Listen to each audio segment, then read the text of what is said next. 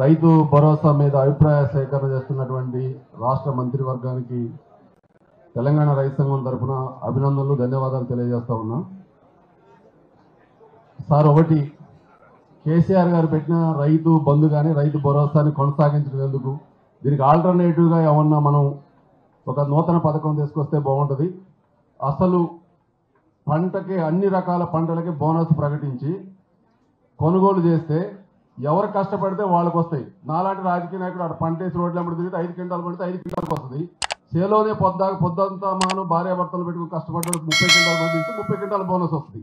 అదేమన్నా రాష్ట్ర ప్రభుత్వం ఆల్టర్నేటివ్గా ఒక పథకాన్ని ఆలోచిస్తే ఇప్పటికిప్పుడు కాకపోయినా భవిష్యత్తులోనే కదా చేస్తే అసలు ఈ గొడవలు ఉండవు అనేది నా వ్యక్తిగత అభిప్రాయం. మా సంఘంగా సాగులో ఉన్న భూమి మొత్తానికి కూడా మళ్ళొకసారి చెప్తారా?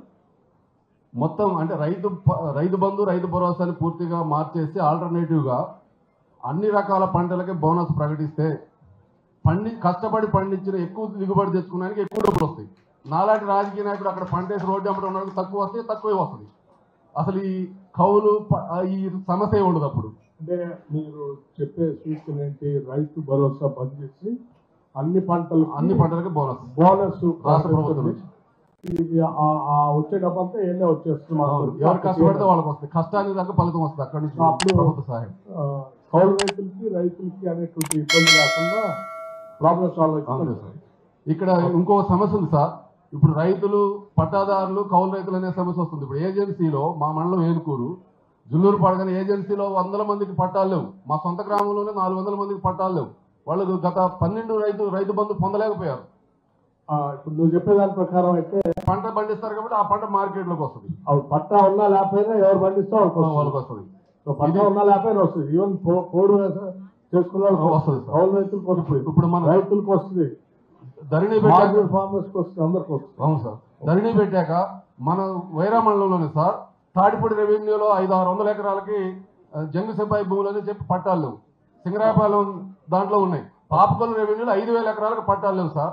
అందుకని ఈ సమస్య అంతా పరిష్కారం కావాలంటే అన్ని రకాల పంటలకు బోనస్ ఉండాలనేది నా అభిప్రాయం. ఇప్పుడు వరకు సాగులో ఉన్న భూమి మొత్తానికి సాగు చేసే మొత్తం భూమికి సాగుదారులకు ఇవ్వాలని చెప్పి విజ్ఞప్తి చేస్తాను. కౌలుకు సంబంధించిన దాంట్లో నేను ముందు ప్రతిపాదించింది ఇప్పటికిప్పుడు కాకపోయినా కౌలుదారులకు సంబంధించిన దాంట్లో పెద్ద డిబేట్ నడుస్తూ ఉంది. 2011 కౌలుదారీ చట్టం లైసెన్స్డ్ కల్టివేటర్ చట్టం ఏం చెప్తుందంటే 11 నెలలకే గుర్తింపు కార్డు, సంవత్సరం కూడా కాదు 11 నెలలకే గుర్తింపు కార్డు, గ్రామ సభలు పెట్టారు, జాయింట్ లైబిలిటీ గ్రూపులు పెట్టారు, బ్యాంకులో రుణాలు ఇచ్చారు. కానీ 2014 వచ్చాక మారిపోయింది సార్. పండగకేమో బిర్యానీ పెట్టినాం, పెళ్లికి కాళ్ళకి ఇచ్చినాం. ఉత్పత్తిదారుడుగా పంట పండించి ఉత్పత్తిదారుడిగా ఉన్న కౌలు రైతుకు మాత్రం నయా పైసా ఇవ్వకుండా అవమానకరంగా గత ప్రభుత్వం ట్రీట్మెంట్ చేసింది. వాళ్ళ ఉత్పత్తిదారులుగా రైతులుగా కౌలు రైతులు గుర్తించాలా. 2011 చట్టాన్ని పునరుద్ధరణ చేయాల్సినటువంటి బాధ్యత ఉంది. గతంలో మీరుగా బాధ్యతలో వచ్చినటువంటి ప్రభుత్వం తీసుకొచ్చిన చట్టం 2011లో ఆ చట్టాన్ని తెలంగాణ రాష్ట్రం ఇంప్లిమెంటేషన్ లోకి తీసుకురావాల్సినటువంటి అవసరం ఉందని చెప్పి తెలియజేస్తున్నాం సార్. అందుకని ముందుగా ధన్యవాదాలండి. మీరు దయచేసి మిగతా ఒకటే సార్, కేంద్ర ప్రభుత్వం యొక్క డబ్బులు కూడా పట్టలేదు సార్. కౌలు రైతులకు సంబంధించి ఒక పాయింట్ చెప్తే ముగిస్తాం. కౌలు రైతుల్లో 3 భాగాలు ఉన్నారు. 10 ఎకరాల నుండి కౌలు తీసుకునే వాళ్ళు ఉన్నారు, 4-5 ఎకరాల నుండి కౌలు తీసుకొని చేసే వాళ్ళు ఉన్నారు, అసలు ఏ సెంటు భూమి లేకుండా కౌలు తీసుకొని సాగు చేసే వాళ్ళు ఉన్నారు. వాళ్ళకి రైతు బీమా కూడా వర్తించడం లేదు, ప్రధానమంత్రి కిసాన్ సమితి నిధి కూడా పట్టలేదు, ఎలాంటి సహకారం రావట్లేదు. ముందుగా గ్రామ సభలు పెట్టి రైతు అగ్రిమెంట్ లేకుండా పట్టాదారుడి యొక్క సంతకం లేకుండా గ్రామ సభల్లో పెట్టి చేయాల్సినటువంటి అవసరం ఉంది. జిల్లా వ్యవసాయ మంత్రి గారు బయటికి వెళ్ళారు, సార్లు ఉన్నారు కాబట్టి చెప్తున్నా. ఇతర రైతు సమస్యలు ఉన్నాయి సార్. ఒకటే నా మాట, ధరణి సమస్యలు ఉన్నాయి, సాగునీటి సమస్యలు ఉన్నాయి, అదేవిధంగా రుణాల సమస్య ఉంది. వీటి మీద ఒక ప్రత్యేకంగా మన జిల్లా వారికి రైతు సమస్యల మీద ఒక ప్రత్యేక మీటింగ్ పెడితే బాగుంటుందని చెప్పి నేను తెలియజేస్తున్నా. చివరి పాయింట్ సార్, 2018లో కంటే ముందు రుణమాఫీ అయినప్పుడు సార్ అడుగుతా ఉన్నాము సార్, రైతుగా మీరు పరిష్కారం ఒకవేళ మీరు అన్నట్టుగా వచ్చిన పంటకి బోనస్ ఇస్తే అందరికీ మేలు వస్తుంది.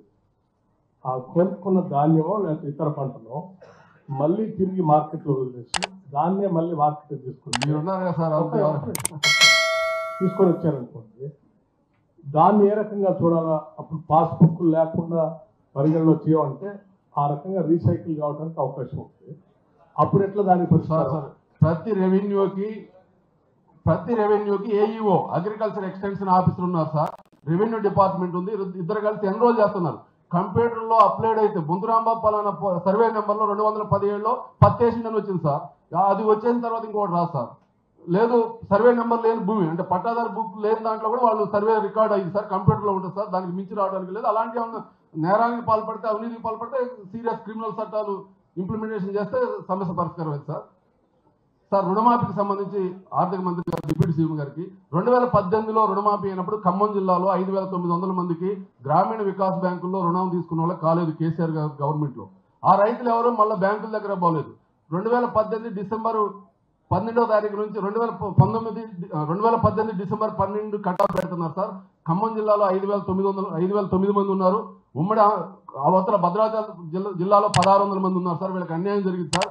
2018లో ధరణి పాస్ బుక్లు వచ్చాక ఏజెన్సీ ప్రాంతంలో అంతకుముందు పాణీల మీద తీసుకున్నారు సార్ వీళ్ళు. ఇప్పుడు కొత్త పాస్ పుస్తకాలు లేక కూడా మళ్ళీ రుణాలు తీసుకోలేదు.